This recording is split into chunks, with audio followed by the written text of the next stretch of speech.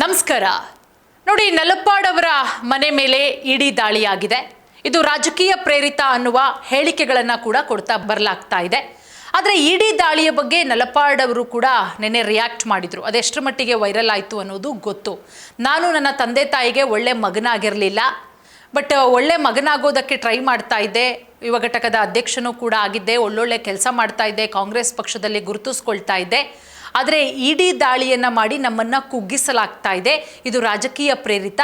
ಯಾವ ಇಡಿ ದಾಳಿಗೂ ಅಥವಾ ಯಾವ ಬಿಡಿ ದಾಳಿಗೂ ನಾವು ಹೆದರಲ್ಲ ಅನ್ನುವ ಹೇಳಿಕೆಗಳನ್ನು ಕೊಟ್ಟರು. ಇದಕ್ಕೆ ಬೇರೆ ಬೇರೆ ರೀತಿಯಲ್ಲಿ ಬೇರೆ ಬೇರೆ ರಾಜಕೀಯ ನಾಯಕರುಗಳು ಜನ ವ್ಯಾಖ್ಯಾನವನ್ನು ಮಾಡ್ತಾ ಇದ್ದಾರೆ. ಸೊ ಅದೊಂದು ಭಾಗ. ಆದರೆ ಈಗ ಉದ್ಯಮಿ CJ ರಾಯ್ ಅವರು ಕಳೆದ ಕೆಲ ತಿಂಗಳುಗಳ ಹಿಂದೆ ಆತ್ಮಹತ್ಯೆ ಮಾಡಿಕೊಂಡ್ರು.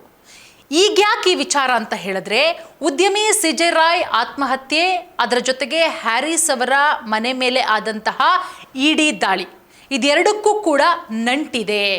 ನಲಪಾಡ್ಗೆ ಸಂಕಷ್ಟ ಎದುರಾಗುತ್ತಾ? ಈ ಎಲ್ಲ ವಿಚಾರಗಳು ಕೂಡ ಈಗ ರಾಜ್ಯದಲ್ಲಿ ಚರ್ಚೆ ಆಗ್ತಾ ಇರೋದು. ನೋಡಿ, ರಾಜ್ಯ ರಾಜಕಾರಣದಲ್ಲಿ ಶಾಸಕ NA ಹ್ಯಾರಿಸ್ ಮತ್ತು ಅವರ ಪುತ್ರ ಮೊಹಮ್ಮದ್ ನಲಪಾಡ್ ನಿವಾಸಗಳ ಮೇಲೆ ಮೊನ್ನೆ ಇಡಿ ದಾಳಿಯಾಗತ್ತೆ. ಜಾರಿ ನಿರ್ದೇಶನಾಲಯದ ಅಧಿಕಾರಿಗಳು ನಡೆಸಿರುವಂತಹ ದಾಳಿ ದೊಡ್ಡ ಮಟ್ಟದಲ್ಲಿ ಸಂಚಲನವನ್ನು ಮೂಡಿಸಿದೆ. ಇದು ರಾಜಕೀಯ ಪ್ರೇರಿತ, ಬೇಕು ಅಂತ ಹೇಳಿ ದಾಳಿ ಮಾಡಿಸಲಾಗಿದೆ ಅನ್ನುವ ಹೇಳಿಕೆಗಳನ್ನು ಕೂಡ ಹೇಳಲಾಗ್ತಾ ಇದೆ. ಆದರೆ ಈ ದಾಳಿಯ ಹಿಂದೆ ಇತ್ತೀಚೆಗೆ ಆತ್ಮಹತ್ಯೆ ಮಾಡಿಕೊಂಡಂತಹ ಖ್ಯಾತ ಉದ್ಯಮಿ CJ ರಾಯ್ ಅವರ ಕರಾಳ ನಂಟೇನಾದರೂ ಇದೆಯಾ ಅನ್ನುವ ಶಂಕೆಗಳು ಕೂಡ ವ್ಯಕ್ತವಾಗ್ತಾ ಇದೆ. ಹಾಗಾದರೆ ಈ CJ ರಾಯ್ ಯಾರು? ಹ್ಯಾರಿಸ್ ಕುಟುಂಬದ ಜೊತೆಗಿನ ಸಂಬಂಧ ಏನು? ನೀವು ಗಮನಿಸಬಹುದು, CJ ರಾಯ್ ಅವರು ನಿಧನ ಆದಂತಹ ಟೈಮಲ್ಲಿ ಅವರ ಎಲ್ಲ ಕಾರ್ಯಗಳನ್ನು ಮುಗಿಸೋವರೆಗೂ ಕೂಡ ನಲಪಾಡು ಇದ್ದೇ ಇರ್ತಾರೆ. ಅಂದರೆ ಎಲ್ಲರೂ ಅಂದ್ಕೊಂಡಿರೋದು ಸಹಜ, ಅವರು ದೊಡ್ಡ ಮಟ್ಟದ ಉದ್ಯಮಿ, ಹ್ಯಾರಿಸ್ ಅವರು ಕೂಡ ಒಬ್ಬ ಉದ್ಯಮಿಯಾಗಿದ್ದಂಥವರು, ಅದರ ಜೊತೆಗೆ ರಾಜಕೀಯದಲ್ಲಿ ಗುರುತಿಸ್ಕೊಂಡಂಥವರು. ಸೊ ಲಿಂಕ್ ಇದ್ದೇ ಇರುತ್ತೆ ಅಂತ ಹೇಳಿ ರಿಯಲ್ ಎಸ್ಟೇಟ್ ಲೋಕದ ದಿಗ್ಗಜ ಅಂತ ಕರೆಯಲ್ಪಡ್ತಾ ಇದ್ರು CJ ರಾಯ್.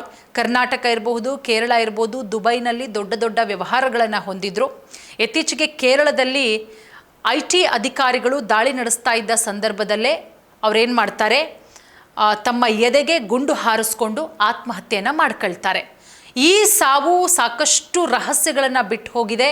ಇನ್ನೂ ಕೂಡ ಇನ್ವೆಸ್ಟಿಗೇಷನ್ ಆಗ್ತಾ ಇದೆ. ಯಾರ್ಯಾರೋ ನಟಿಯರ ಹೆಸರುಗಳು ಕೂಡ ತಳುಕು ಹಾಕೊಳ್ತಾ ಇದೆ. ಬಟ್ ಅದೊಂದು ಪಾರ್ಟ್. ಆದರೆ ಈಗ ನೀವು ಕೇಳ್ಬೋದು, CJ ರಾಯ್ಗೂ ಹ್ಯಾರಿಸ್ ಅವ್ರ ಮನೆ ಮೇಲೆ ಇಡಿ ರೇಡ್ ಆಗಿರೋದಕ್ಕೂ ಏನು ಸಂಬಂಧ ಅಂತ ಹೇಳಿ. ನೋಡಿ, ಇಲ್ಲಿ ಬಿಸ್ನೆಸ್ ಪಾರ್ಟ್ನರ್ಸ್.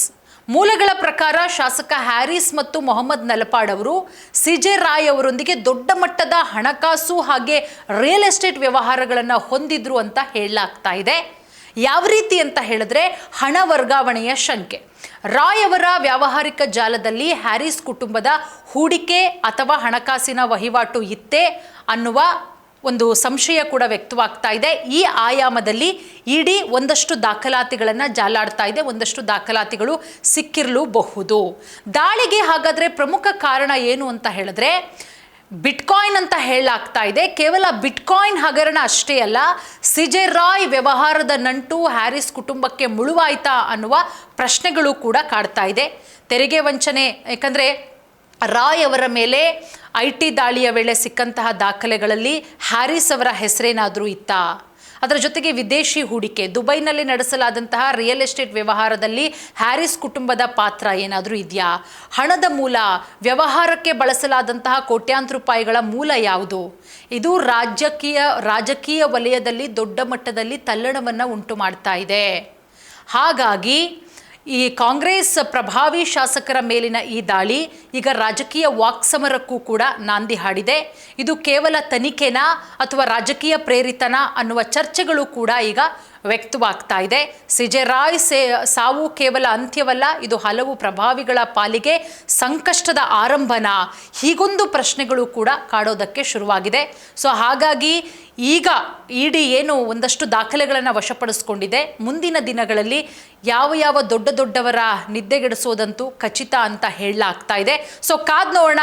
ಇಡಿ ಈಗ ಆಲ್ರೆಡಿ ನಲಪಾಡ್ ಅವರ ಮನೆಯಲ್ಲಿ, ಹ್ಯಾರಿಸ್ ಅವರ ಮನೆಯಲ್ಲಿ ಒಂದಷ್ಟು ಮಹತ್ವದ ದಾಖಲಾತಿಗಳನ್ನು ವಶಪಡಿಸ್ಕೊಂಡಿದ್ದು, ಯಾವೆಲ್ಲ ದಾಖಲಾತಿಗಳನ್ನು ವಶಪಡಿಸಿಕೊಳ್ಳಲಾಗಿದೆ, ಅದರಿಂದ ಯಾವೆಲ್ಲ ದೊಡ್ಡ ಕುಳಗಳಿಗೆ, ರಾಜಕೀಯ ವ್ಯಕ್ತಿಗಳಿಗೆ ನಡುಕ ಉಂಟಾಗುತ್ತೆ ಅನ್ನೋದು ಮುಂದಿನ ದಿನಗಳಲ್ಲಿ ಗೊತ್ತಾಗಬೇಕಾಗತ್ತೆ.